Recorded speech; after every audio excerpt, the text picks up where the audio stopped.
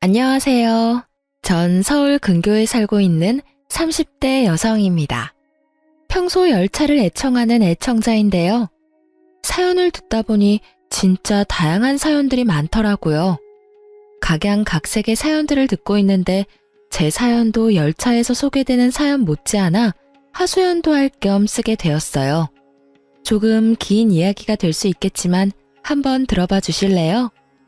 저와 남편은 대학교 때 처음 만났어요. 같이 아르바이트를 하다가 눈이 맞은 케이스인데 사귀다 보니 남편이 군대를 가게 됐고 어쩌다 보니 꽃신을 신게 되었어요. 꼭 기다려야지 했던 것은 아니었는데 기다리다 보니 전역을 하더라고요. 그렇게 얼떨결에 꽃신까지 신게 된 저는 정신 차려보니 식장이더라고요. 그렇게 전 28살에 남편과 결혼을 하게 되었어요. 양쪽 집 다 고만고만했고 결혼에 보탬을 주실 만한 여유는 없었기에 저희는 다가구 주택의 월세부터 시작했어요. 안 힘들었다면 거짓말이죠. 힘들었어요.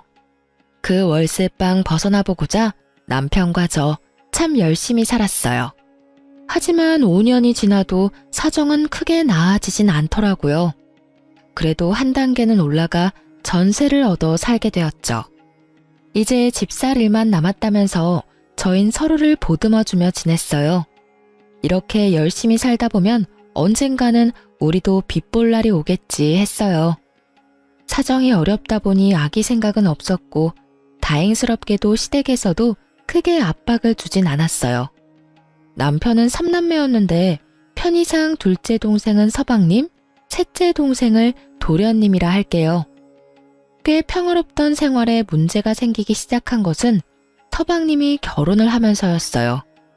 동서는 꽤 이름 있는 회사에 다니고 있었는데 회사뿐 아니라 친정도 잘 살아서 저와는 하나부터 10까지 비교가 되기 시작했어요.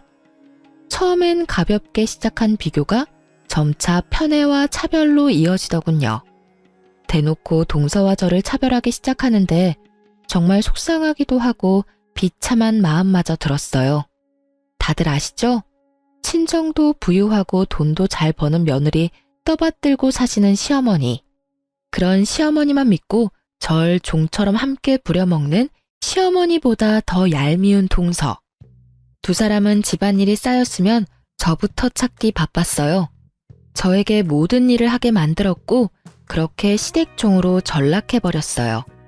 저도 집에서 있는 사람 아니고 엄연히 회사 다니는 직장인인데 동서보다 좋지 않은 회사에 다닌다는 이유로 집안의 각종 행사는 제 차지가 되더군요.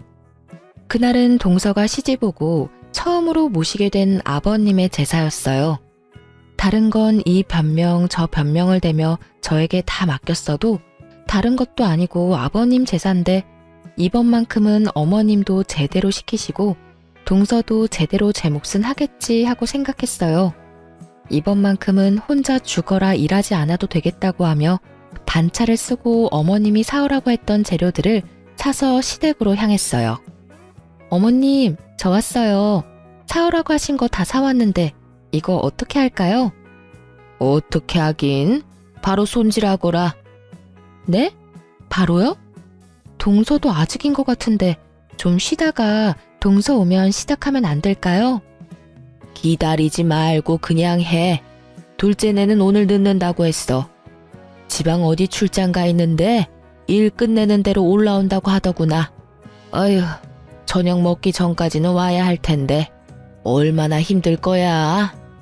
정말 어이가 없더라고요. 있잖아요, 여러분. 저는 아버님 첫 제사 때 어머님 강요로 회사 연차까지 쓰고 아침부터 시댁에 와서 하루 종일 일만 했었어요. 그것도 처음부터 혼자 할 버릇해야 손에 익는다며 저 혼자 다 했었다고요. 저한텐 그렇게 모질게 하셔놓고 동서에겐 그렇게 관대할 수가 없더군요. 동서 걱정에 시갯바늘만 바라보시는 어머님을 보고 있자니 그나마 피어오르던 전이가 상실하는 기분이 들었어요. 전 그저 입을 꾹 다물고 제사 음식을 준비했죠. 첫째야, 대충 다 했으면 나머진 저녁 먹고 하자꾸나. 다들 올 시간 됐으니 저녁부터 차리렴. 이런 날은 한 끼 정도는 시켜 드셔도 될 텐데 전쟁터와 다름없는 주방을 보고서도 느끼는 점이 없으신지 굳이 또 저녁을 차리라고 하시더라고요. 지금까진 힘들긴 했어도 이런 기분까진 들지 않았는데 이제 동서도 있는데 혼자 이러고 있으려니 더 짜증이 솟구쳤어요. 좋게 생각해보려 해도 자꾸만 끓어오르는 분노로 칼질이 거칠어지던 그때 남편과 도련님이 차례로 시댁에 들어오고 있었어요. 남편은 주방에서 고군분투하는 저를 쓱 보고선 수고했단 인사는커녕 눈인사도 하지 않고 방으로 들어가더군요. 그 얄미운 뒤통수를 보고 있는데 욕이 절로 입가에 머물더라고요. 평소에 그렇게 눈치 빠른 사람이 이럴 땐 왜 눈치라곤 없는 사람처럼 구는 건지. 남편의 행동에 한숨이 절로 나오는 그때 도련님이 옷을 갈아입고 옆에 왔더군요. 형수님, 저 뭐 할까요? 에이, 도련님, 또 그러신다. 괜찮아요. 다 했는걸요 뭐. 형수님이야말로 또 그러신다. 매번 할 일이 이렇게나 많은데 뭘 매번 괜찮대요. 일단 설거지 나온 것부터 할게요. 형수님은 음식을 맡아주세요. 전 아무리 해도 안 늘더라고요. 그러면서 말릴 새도 없이 설거지를 시작했고 그 모습을 본 어머님이 노발대발하시며 주방으로 오셨어요. 아들, 너 뭐해? 당장 나오지 못해? 보면 몰라. 설거지 하잖아. 금방 하니까 도와줄 거 아니면 나가주세요, 어머니. 네가 왜 설거지를 해? 여기 여자가 둘이나 있는데. 여자가 둘이나 있으면 뭐해? 엄마는 아무것도 안 하고 매번 형수님만 주방 붙박이잖아. 그나저나 작은 형수는 왜 아직 안 왔어? 둘째는 출장 가서 오고 있는 길이라고 하더라. 얼마나 힘들 거야? 그래서 엄마가 천천히 조심해서 오라고 했어. 잘했지? 참도 잘하셨네. 우리 형수님은 보나마나 반차 쓰고 오셔서 이러고 계실 텐데 작은 형수는 출장을 가셨어? 시집와서 처음 지내는 시아버지 제사에? 진짜 출장 가신 거면 어쩔 수 없지만 내 생각엔 아니라고 본다. 언제부터 제사라고 엄마가 노래를 불렀는데 하필 오늘 출장이라니. 엄마는 그걸 믿는 거야? 아니면 작은 형수라서 눈 감고 넘어가 주는 거야? 넘어가긴 뭘 넘어가? 출장 갔다고 하면 출장 간 거지. 넌 왜 사람 말을 못 믿니? 그 큰 회사에서 갑자기 출장 가는 일도 있고 그런 거지. 그 큰 회사라면 더욱 일정이란 걸 중시할 거니까 하는 말이야, 엄마. 아유, 됐으니까 뭐라도 도우실 거 아니면 나가주세요, 제발. 빨리 끝내고 밥 좀 먹자. 아들 배고프다고. 어머님은 도련님의 말에 할 말이 없으신지 구시렁구시렁 하시다 안방으로 들어가시더라고요. 정말 그야말로 도련님이 가려운 등을 벅벅 긁어주는 기분이었어요. 그렇게 전 입가에 미소를 지으며 저녁을 차렸고 도련님은 마지막까지 절 도왔어요. 어쩜 그리도 타이밍을 잘 맞추는 것인지 저녁을 다 차리고 나니 동서와 서방님이 들어오더군요. 엄청 바쁘다면서 쇼핑은 언제 한 것인지 어머님께 드릴 선물을 하나를 안고서 들어오는데 어머님의 얼굴엔 한바구음이 걸렸고 전 동서의 아첨에 고개가 절로 내저어졌습니다. 어머님, 저희 왔어요. 어머, 딱 맞춰서 왔구나. 지금 딱 밥상 차렸는데 얼른 손 씻고 와서 밥 먹으렴. 시장하지? 조금요. 아, 어머님, 이거 받으세요. 이거 어머님 선물이에요. 어머나, 이게 다 뭐니? 그냥 와도 되는데 매번 이렇게 뭘 가지고 와? 에이, 어머님, 그래도 시댁 오는데 어떻게 빈손으로 와요? 어떻게 빈손으로 오기는 그냥 오면 되는 거지. 매번 빈손으로 오는 애도 있는데 뭘. 역시나 어머님의 입에선 동서를 향한 칭찬과 함께 저를 향한 비아냥도 나오더군요. 저는 귀가 없는 사람처럼 두 사람의 대화를 무시한 채 식탁에 앉았고 저의 양쪽엔 남편과 도련님이 앉았어요. 두 사람만의 세상에서 나온 어머님과 동서도 주방으로 들어왔고 정말 말 그대로 잘 차려진 밥상에 앉은 동서는 왜인지 젓가락이 허공에 떠돌고 있더군요. 새아가, 왜 그러니? 입맛에 맞는 게 없어? 네? 그게 점심때 과하게 먹었더니 좀 가벼운 게 먹고 싶어서요. 혹시 샐러드 같은 건 없을까요? 샐러드? 아유, 없으면 만들면 되지. 첫째야, 얼른 샐러드 좀 해서 오거라. 제사 지내는 날 샐러드를 찾는 게 제정신 박힌 사람이 할 수 있는 짓인가요? 아니, 찾을 수도 있다고 쳐도 샐러드가 무슨 나와라 뚝딱 하면 나오는 것도 아니고 재료도 소스도 없는데 어떻게 뚝딱 만들어내나요? 거기에다 왜 제가 동서가 먹고 싶은 샐러드까지 만들어 와야 하는 건지 도저히 이대로는 안 되겠다는 생각을 한마디 하려는 찰나 저보다 더 기가 찬다는 듯 도련님이 나서 입을 뗐습니다. 아니, 내가 웬만하면 참으려고 했는데 이게 무슨 경우예요? 작은 형수는 손이 없어요? 아님 예의가 없는 건가? 자신에게 향하는 노골적인 비난의 화살에 동서는 버럭버럭하며 대항하더군요. 도련님, 말씀이 너무 심하신 거 아니에요? 그리고 전 그저 샐러드는 없냐고 물었을 뿐이에요. 그게 경우 예의까지 찾을 일인가요? 정말 몰라서 물으세요?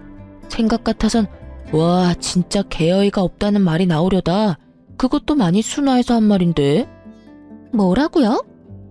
내가 작은 형수 뻔뻔하신 건 진작 알고 있었지만 이 정도일지는 몰랐네요. 아버지 제사인 거 뻔히 알면서 출장 일정 잡은 것도 어이가 없는데 큰 형수가 기껏 차린 밥상에서 샐러드나 찾고 있는 꼴을 보자니 작은 형수 인격이 딱 보이네요. 이런 걸 보고 이런 말을 한다죠? 얼굴에 철판 잘 깔려있다. 뭐 이런. 도련님, 동서의 언성이 높아지자 어머님이 큰 싸움 나겠다 싶었는지 급하게 제지하고 나서더군요. 그만들 하렴. 첫째 넌 왜 샐러드를 준비 안 해서 왜 이 분란을 만드니? 샐러드 같은 건 네가 센스 있게 진작 준비했어야지. 넌 맏며느리라는 애가 그렇게 센스가 없어? 정말 어이가 없더군요. 이때껏 단 한 번도 샐러드 드시는 꼴을 본 적이 없는데 제가 어떤 센스를 발휘했어야 샐러드를 준비할 수가 있었을까요? 이번에야말로 제가 한마디를 해야 하는 상황 같더군요. 어머님, 제가 시집 온 지 5년이 지났어요. 그동안에 단 한 번도 샐러드를 찾으신 적이 없는데 제가 무슨 수로 샐러드를 준비하겠어요? 그러지 않아요? 그리고 동서, 샐러드가 먹고 싶으면 동서가 직접 사서 와. 없는 거 뻔히 알면서 찾지 말고. 동서 때문에 기껏 고생은 고생대로 하고 욕은 욕대로 먹고 이게 뭐야? 예, 너 지금 나 들으라고 하는 말이니? 내가 언제 너한테 욕을 했다고 그러니? 아, 그렇죠? 욕 빼곤 다 하셨는데. 전 꼭 욕 한 바가지는 먹은 기분이라 저도 모르게 말이 그렇게 나왔네요. 너 정말 웃기는 애구나. 내가 너한테 뭘 어떻게 했다고 이렇게 기분 나쁜 티를 팍팍 내고 있니? 물으시니까 말씀드려 볼게요. 어머님, 저 시집와서 아버님 첫 제사 때 일 바빠서 연차 못 낸다고 하니까 뭐라고 하셨는지 기억은 나세요? 그딴 식으로 할 거면 회사 때려치우라고 하시면서 화내셨죠? 어머님 그러시는 바람에 저 승진이 달린 프로젝트까지 포기하면서 연차 내고 와서 제사 음식 만들었어요. 그것도 저 혼자서 다요. 그런데 동서한테 어떻게 하셨어요? 저한테 하셨던 거랑은 달라도 너무 다르시잖아요. 그리고 동서도 그래. 나 동서가 이름도 없는 작은 회사 다닌다고 해도 회사 일 바쁘다면 굳이 나처럼 무리하면서까지 오라고 할 생각 추호도 없어. 어차피 혼자 하던 일이니까. 그런데 있잖아. 최소한 사람이 염치라는 건 있어야지. 이 시간에 와서 차려준 밥상에 숟가락만 얹는 처지에 있을 리 없는 샐러드나 찾는 건 동서도 좀 아니라고 생각하지 않아? 제 말에 어머님은 할 말이 없으신지 어버버 하고 계셨고 동서는 얼굴을 붉히며 고개를 숙이더군요. 숙임의 의미가 반성보단 분노에 가까웠지만 그 콧대 높던 동서의 정수리를 보고 있자니 좀 통쾌하긴 했어요. 분위기가 이러하자 서방님은 화제를 돌리더군요. 아유, 형수님, 제가 대신 사과드릴게요. 죄송해요. 기분 푸세요. 아참 형, 이사할 수도 있다며? 어떻게 하기로 했어? 결정은 했어? 아직 고민 중이야. 대출을 끼자니 이자 부담이 너무 클 것 같고, 그렇다고 계속 살던 집에 살자니 그것도 아닌 것 같고, 저울바닥에 집은 이렇게나 많은데 왜 내 집은 없는 건지. 아휴. 그 당시 저흰 이사를 해야 하나 말아야 하나, 무리를 해서라도 집을 사야 하나 말아야 하나 고민하던 중이었는데, 서방님이 하필 집 이야기로 화제를 돌렸고, 듣고 있던 동서가 그만 말실수하고 말았어요. 저희 부부는 굳이 알아서 좋을 것 없는 사실을 알게 된 것이었죠. 그래도 집 사서 이사하시는 게 좋지 않을까요? 저희 집값 또 올랐어요. 당장은 이자 부담이 되더라도 일단 사시는 게 더 이득일 것 같은데. 매번 이사하는 비용도 장난 아니잖아요. 그렇지 않아요, 형님? 그렇게 생각하면 그렇긴 한데, 그래도 대출 금액이 워낙 크니 고민스럽긴 해. 그나저나 집값 또 올랐어? 저번에도 올랐다고 하더니. 좋겠다. 그 집 결혼할 때 산 집이지? 네, 어머님께서 장만해 주셨잖아요. 잠깐만. 지금 동선의 집을 어머님이 해주신 거라고? 네. 아, 형님 모르셨어요? 전 당연히 아시는 줄 알았는데. 어머, 저 실수한 걸까요? 그런 기분 아세요? 뒤통수를 크게 한 대 맞은 기분. 앞서 말씀드렸다시피 저흰 월세집에서 시작했습니다. 월세집에서 시작했다고 해서 큰 불만은 없었어요. 양쪽 집 다 도와줄 여력이 되지 않았으니 어쩔 수 없다고 생각했으니까요. 아니, 도와주실 수 있다고 한들 도와주고 말고를 결정하시는 것은 부모님들의 몫이니까요. 그런데요, 여러분, 저 지난 5년 동안 그야말로 시댁일이라면 도맡아서 다 해왔어요. 동서가 시집 오고 난 뒤에도 마찬가지이고요. 그놈의 빌어먹을 맏며느리 타령을 하시며 종처럼 부려먹으셨으면서 저희가 집 때문에 돈 때문에 고민할 때는 말 한마디 없으셨던 분이 어머님이세요. 그랬던 어머님께서 동선에 집을 사주셨다니 섭섭할 만도 하다고 생각하지 않으신가요? 남편 역시 저와 생각이 같은지 섭섭한 기색을 감추지 못하고 있더라고요.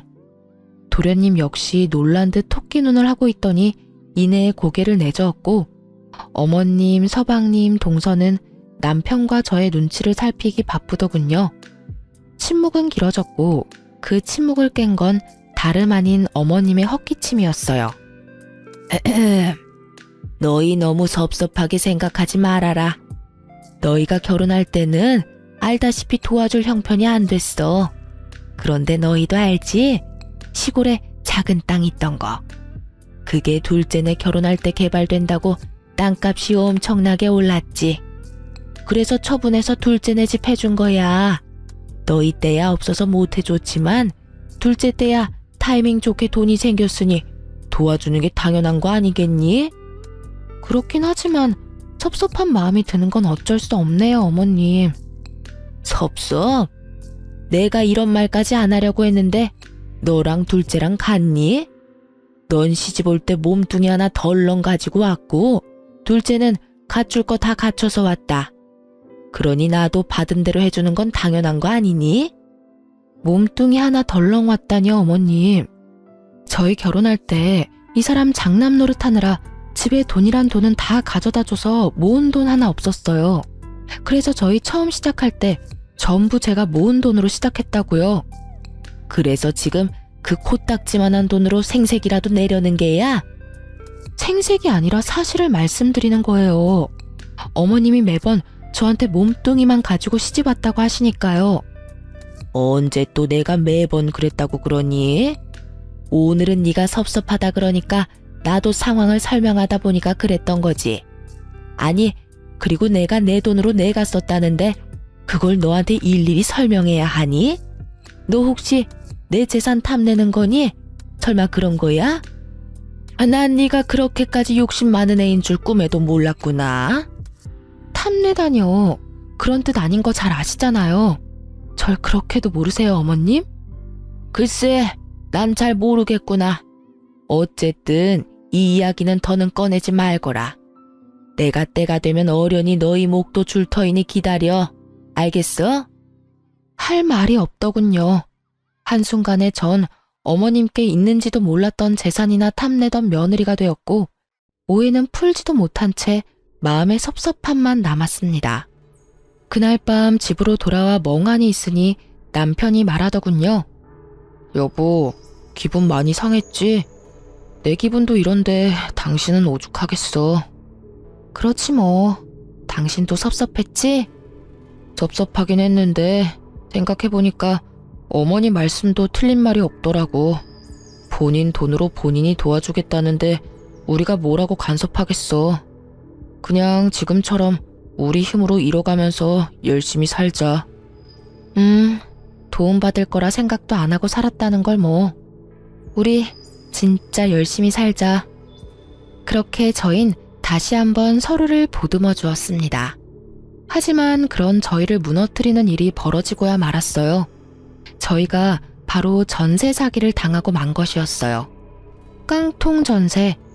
뉴스에서만 보던 깡통 전셋집이 바로 우리 집이더군요. 여러 채의 집을 묶어 대출받았던 터라 저희는 대출 초과라는 것을 알 수가 없었고 중개사분만 믿고 계약을 해버렸던 것입니다. 경매가 진행된다고 한들 저희 순서까지 남는 돈은 거의 없었고 경매가 진행되는 데까지도 시간이 오래 걸린다고 하더군요. 그야말로 저흰 오갈 데 없는 처지가 되어버린 거죠. 상황이 그렇게 되니 남편이 어머님께 도움을 청해봤지만 어머님의 반응은 참 차가웠어요. 어머니, 그래 아들, 무슨 일이야? 목소리가 왜 이렇게 안 좋니? 무슨 일이 있어? 그게 저희 전세 사기 당했어요. 그 돈 저희 전 재산인데 집주인이 집 여러 채를 묶어서 담보대출을 했었나 보더라고요. 금액도 많고 저희 순위가 워낙 뒷순이라서 건물을 정리해도 저희까지 올 돈이 거의 없을 거라고 하네요. 뭐? 전세 사기? 그러게 잘 알아봤어야지. 그래서 어떡하니? 지낼 데는 있어? 그래서 말인데 한동안만 신세 좀 지면 안 될까요? 저희가 열심히 벌어서 보증금만 마련되는 대로 다시 나갈게요. 부탁 좀 드려요, 어머니. 우리 집에? 아유, 난 싫다, 아들. 아무리 자식이라고 해도 불편해. 그러지 말고 있는 돈으로 원룸이라도 구해봐. 그 정도 돈은 있지 않니? 아마 그 편이 나을 거다. 첫째도 나랑 살려면 얼마나 불편하겠어? 아무리 그래도 시댁인데. 그러니 원룸이라도 알아보려무나. 알겠지? 그럼 그런 줄 알고 끊는다. 여차하면 저도 거들려고 스피커폰으로 통화를 하고 있었는데 제가 거들 틈 따윈 없더군요. 어머님의 반응에 전 어이가 없는 나머지 웃음이 났고 남편의 반응도 저와 별반 다르진 않았어요. 남편이 주워온 자식도 아닌데 정말 해도 해도 너무하신다는 생각밖에 들지 않았어요.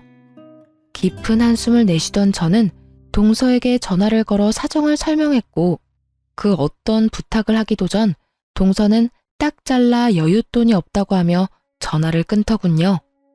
저흰 하는 수 없이 친정의 신세를 지게 되었죠.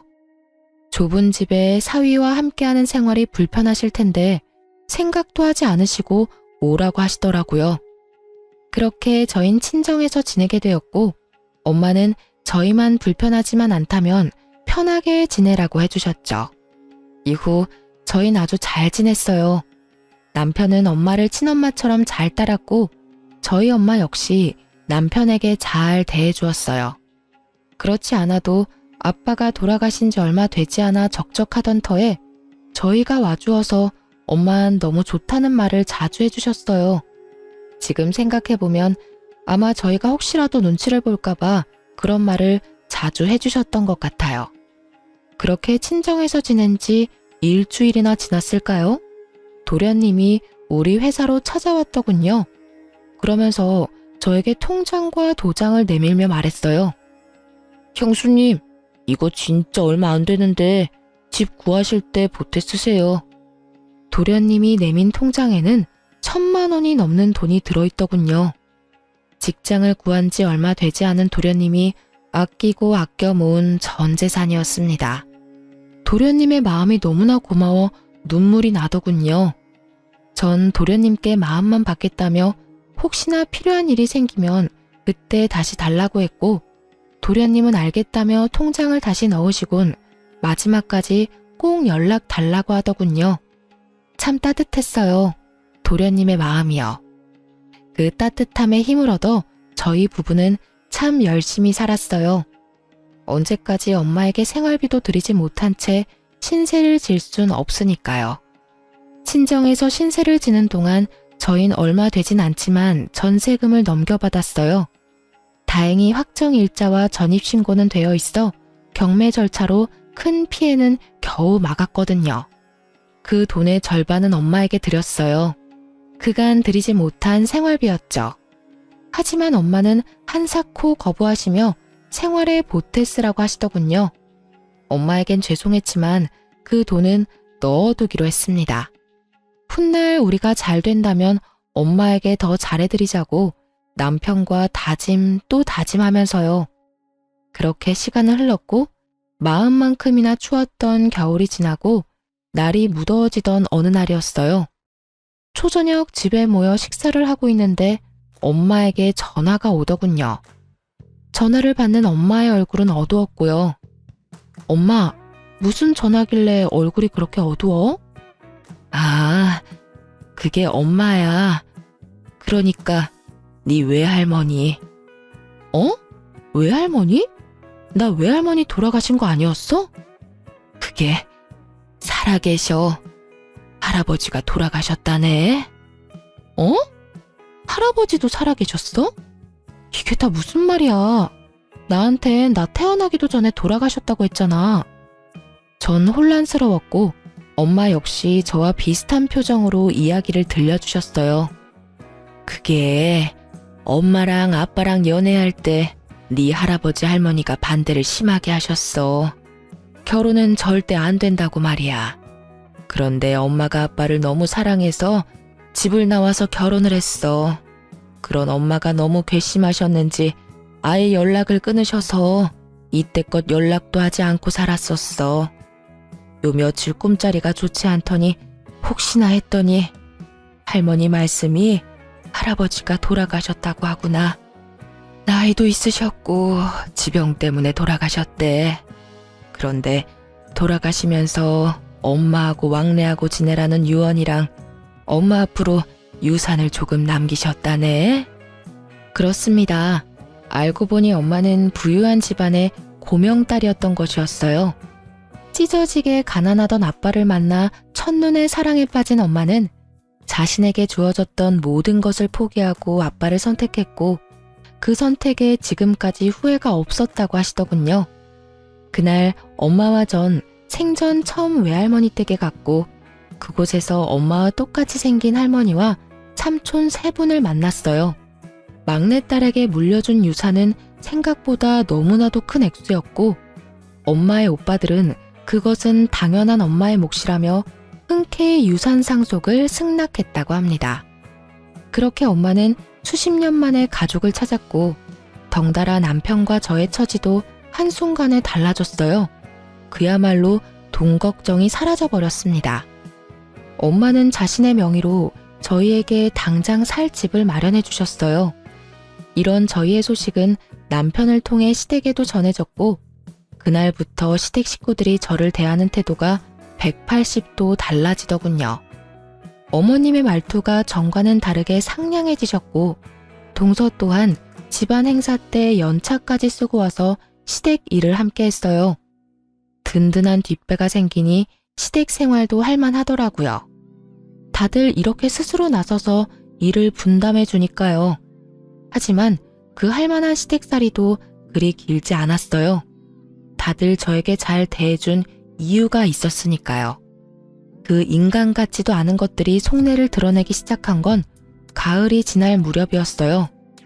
주말에 다 함께 모인 식사 자리에서 슬슬 말을 꺼내기 시작하더군요. 처음 입을 연 건 다름 아닌 어머님이었습니다. 저에게 말을 꺼냈다간 단칼에 거절당할 것을 알았는지 남편에게 말을 붙이더군요. 저기 동훈아, 부탁이 있는데 말이다. 네, 어머니, 말씀해 보세요. 무슨 일 있으세요? 그게 둘째네가 둘 다 회사를 그만둔다고 하는구나. 사업이 하고 싶은가 봐. 네? 그게 사실이야? 사실이에요, 재수씨. 둘 다 직장 좋은데 갑자기 왜 사업 바람이 불었대. 다시 잘 생각해봐. 친구들 보니까 퇴직금에 집 담보대출까지 내서 사업들 하던데 잘 되는 꼴을 본 적이 없어. 다들 직장 생활을 하던 그때가 그립다고 하더라니까. 그러니까 너랑 재수씨도 잘 생각해. 결혼한 이래에 남편의 입에선 가장 바른 말이 흘러나왔고 남편의 말을 듣고 있던 동서가 말했어요. 저희 충분히 오랜 시간 고민하고 내린 결정이에요. 그래서 말인데 저희 사업에 투자 좀 해주시면 안 될까요? 들어보니 형님 친정에 엄청 큰 돈 생기셨다고 하던데 두 분께서 사돈 어르신께 잘 말씀드려 주시면 안 될까요? 제 돈도 아니고 친정엄마의 돈을 빌려달라도 아니고 투자하라뇨. 이건 그냥 내놓으라는 말이 아닌가요? 무리한 요구를 하는 세 사람보다 더 어이가 없는 것은 남편이었어요. 단칼에 거절해야 할 상황에 고민하고 있더라고요. 괜히 제가 나섰다간 가족 간의 마음만 상할까 싶어 지켜만 보려고 했는데 남편 하는 꼴을 보니 이대로 뒀다간 없는 돈으로 사업 자금을 대준다고 덜컥 약속이라도 할 것 같아 입을 뗐어요. 아니 동서, 지금 그 말이 말이 된다고 생각하고 말하는 거야? 애초에 말이 되지 않잖아. 우리 엄마 돈으로 왜 동선의 사업에 투자를 해야 해? 동선의 친정 잘 살잖아. 그렇게 사업이 하고 싶으면 동선의 친정에 가서 말해. 사돈한테까지 손 벌리지 말고. 그게 저희 친정에선 시집간 딸한텐 투자는 해주지 않으신다고 해서요. 동서 친정에서도 안 한 투자를 우리 친정에선 할 거라고 생각했어? 투자할 생각 없으니까 다신 이 이야기 꺼내지도 마. 그 뒤로도 여러 이야기가 나왔지만 전 다 무시한 채 밥만 먹고 집으로 돌아왔습니다. 세 사람과 입씨름을 한 터라 고단했는데 남편까지 절 들들 볶더라고요. 우리가 매몰차게 외면당했던 것은 기억도 나지 않는지 한 번만 도와주자고 저를 설득하다 자기 맘대로 되지 않자 화까지 내곤 방으로 들어가 버리더군요. 그러든가 말든가 전 신경을 쓰지 않으려고 했는데 며칠 뒤 도련님에게 연락이 와 하는 말은 도저히 제가 신경을 끌 수 없는 상황이었습니다. 전 이 빌어먹을 집안과 끝내야 하겠다는 결심을 하게 되었어요. 형수님, 조심하셔야 해요. 엄마, 형, 작은 형수까지 지금 제정신이 아니에요. 말도 안 되는 계획을 세우고 있는데 도저히 이건 아니다 싶어서 전화했어요. 도련님의 기뜸이 있어서였을까요? 이후에 일어나는 모든 일이 놀랍지도 않더라고요. 도련님에게 모든 사실을 듣고 난 후 어머님은 집을 팔아 저희 집으로 짐을 싸서 들어오셨어요. 그 집을 팔아 서방님의 사업 자금을 대주셨다고 하더라고요. 예상했던 일이었어요. 뭐 예상보다 빠르게 움직이시긴 했지만요. 남편과 어머님은 합심해 저를 압박하기 시작했고 전 아무것도 모르는 척 그 장단에 맞춰주었죠. 저의 연기에 어머님은 콧방귀가 절로 나오는 말을 하더군요. 그래서 제가 뭘 어떻게 해드리면 되는데요. 저 요즘 두 사람 때문에 너무 힘들어요. 저 좀 그만 괴롭히고 원하시는 걸 말씀해 보세요, 어머님. 아가, 그게 나 신축 아파트에서 살아보는 게 소원이야, 신축. 나 아파트 좀 장만해주면 안 되겠니? 아파트요? 그것도 신축이요? 일단 생각 좀 해볼 테니 적당한 매물이 있나 한번 알아보세요. 그날부터 어머님은 신나서 집을 알아보러 다니시더군요. 얼마나 부지런하게 다니시는지 그 덕분에 제 이혼과 복수는 수월하게 착착 진행되었죠. 디데이가 얼마 남지 않은 날 한껏 상기된 얼굴로 어머님이 집으로 돌아오시더군요. 어머님의 손엔 10억이 넘는 아파트 계약서가 들려 있었어요. 어머님, 이게 뭐예요? 매매 계약서? 10억이 넘는데요. 뭐긴 뭐야. 네가 사준다고 했던 신축 아파트 계약서지. 오늘 계약했어. 마침 이 근처에 마음에 딱 드는 집이 있지 뭐니. 중개사 말이 그런 매물은 빨리 계약해야 한다고 해서 그냥 계약해버렸어. 잔금은 2달 뒤에 주면 되니까 천천히 준비해 주렴. 알겠지? 어머님은 알아서 무덤을 파고 계셨고 전 다음 타자를 기다렸어요. 도련님에게 전해 들은 바론 여기서 끝이 아니었으니까요. 기다리고 기다리던 동서에게서 전화가 오던 날, 전 크게 한번 웃고 동서의 전화를 받았습니다. 여보세요? 동서, 무슨 일이야? 형님, 소식 들었어요. 어머님 집 해주시기로 하셨다면서요? 역시 우리 형님 통도 크셔. 그래서 말인데요. 저희도 좀 도와주시면 안 될까요? 어머님께서 투자해주셔서 시작하긴 했는데 생각보다 반응이 좋아서 좀 확장하려고 하거든요. 그만큼 좋은 아이템이에요. 그래? 그래서 언제까지 얼마나 필요한 건데?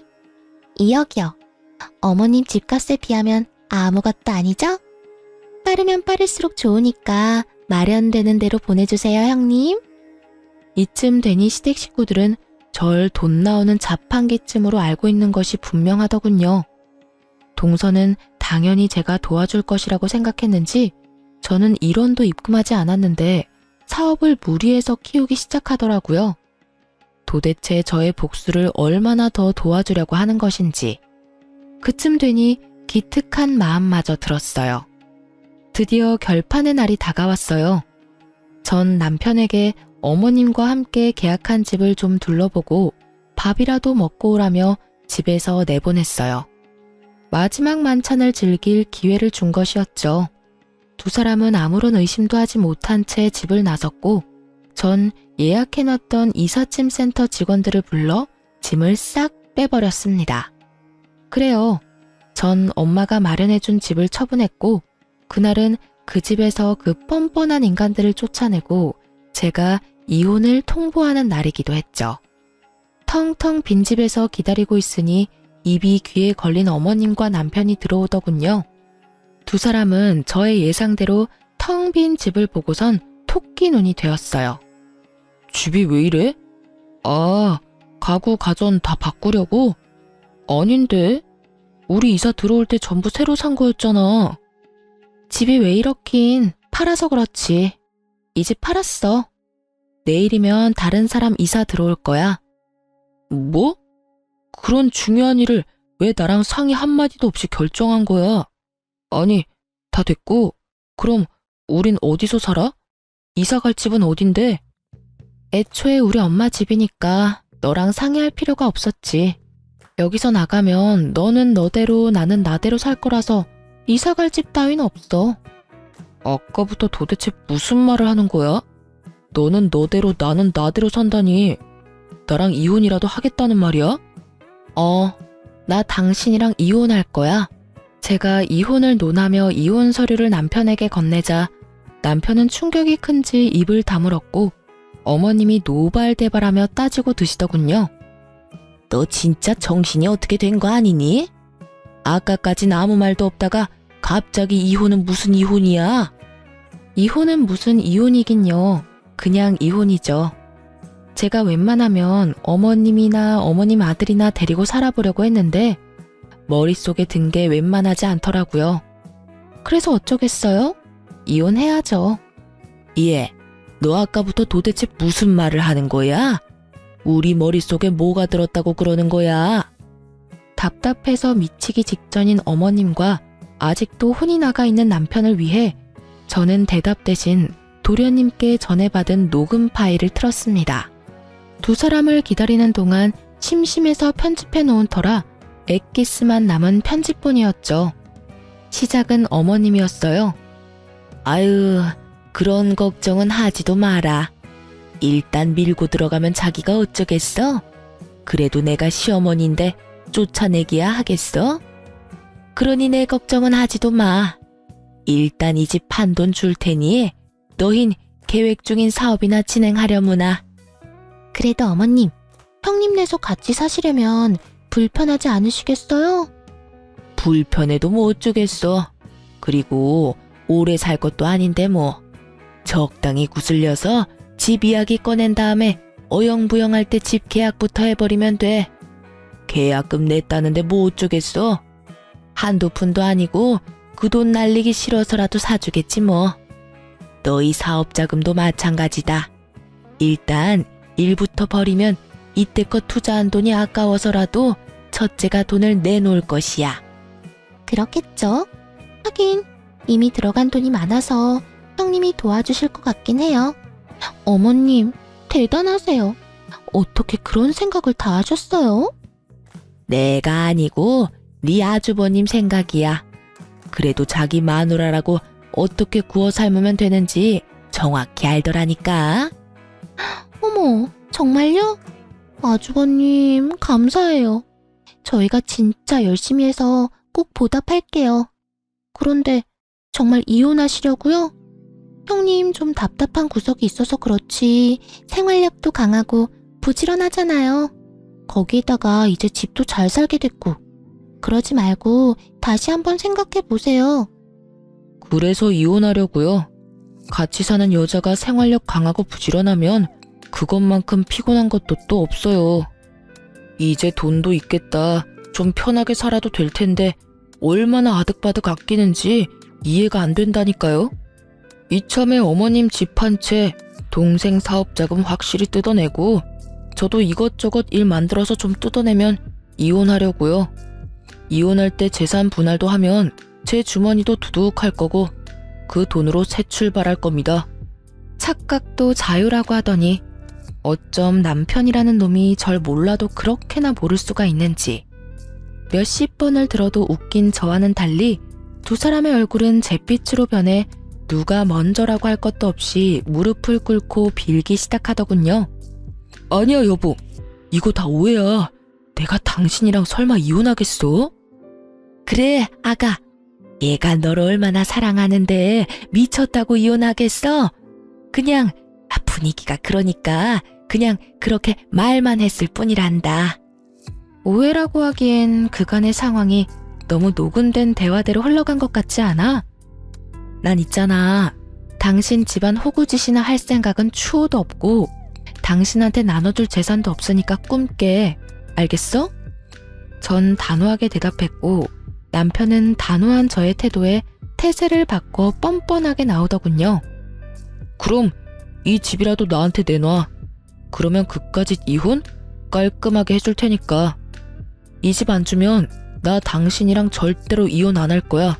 알겠어? 당신 머리는 붕어 대가리니? 내가 아까 분명 집 팔았다고 했을 텐데. 그럼 집 판 돈이라도 내놔. 집 판 돈이 왜 나한테 있겠어? 이 집 주인은 처음부터 끝까지 우리 엄마였는데. 당신 혹시 이 집이 내 명의라고 생각한 거야? 너답다 진짜. 이 집 판 돈은 이 집 주인인 우리 엄마 통장으로 고스란히 들어갔어. 그러니까 이 말은 당신한테 줄 돈은 땡전 한 푼도 없고 오히려 당신이 나한테 위자료를 줘야 할 상황이라는 말이야. 알겠니? 제 말에 남편은 망연자실하며 저를 바라보았고 저는 그런 남편에게 한마디 더해주었습니다. 그렇게 누누이 내가 말했잖아. 우리 엄마가 유산을 받았을 뿐이지 나는 돈이 없다고. 자세히나 알아보고 나댔어야지. 이게 뭐야? 돈은 돈대로 다 날리고 이혼은 이혼대로 하고. 하여튼 이혼이나 해줘. 당신이 하기 싫다고 해도 하게 될 테니까 괜히 힘 빼지 말자 우리. 저의 쐐기 말에 상황을 되돌리긴 늦었다는 것을 감지한 두 사람은 곡소리를 내며 울기 시작했고 전 두 사람을 뒤로 한 채 엄마가 있는 할머니 댁으로 갔어요. 전 할머니 집에서 지내며 이혼 소송을 준비했어요. 예상했던 대로 남편은 이혼하지 않겠다고 버티기 시작했기에 다른 방법은 없었죠. 소송은 당연히 저의 손을 들어주었어요. 비싼 이혼 전문 변호사를 선임한 덕도 있겠지만 제가 가지고 있던 녹음 파일, 돈을 요구하는 문자 등등 증거가 워낙 많아서 손쉽게 이길 수 있었어요.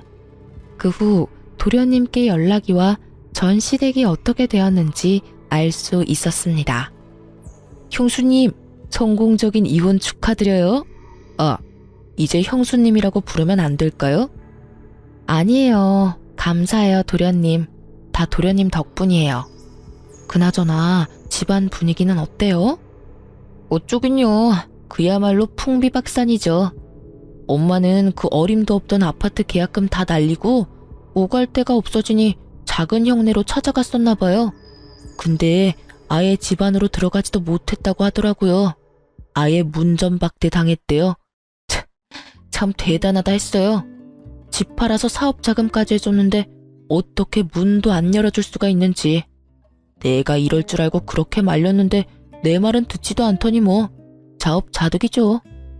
아주버님도 그렇고 동서도 그렇고 참 매몰차네요. 그러니까요. 엄마 그렇게 내쫓고 작은 형네 사업도 부도 직전이라고 하더라고요. 형수님 믿고 사업 확정하던 게 엎어지면서 그나마 지탱하던 사업도 다 무너졌다고 하던데.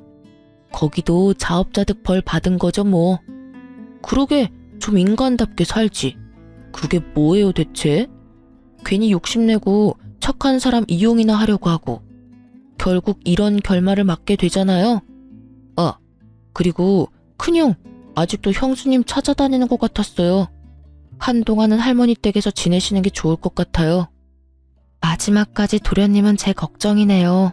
감사해요 여러모로. 그나저나 도련님은 어떻게 지내요? 식구들이 심한 말은 하지 않아요?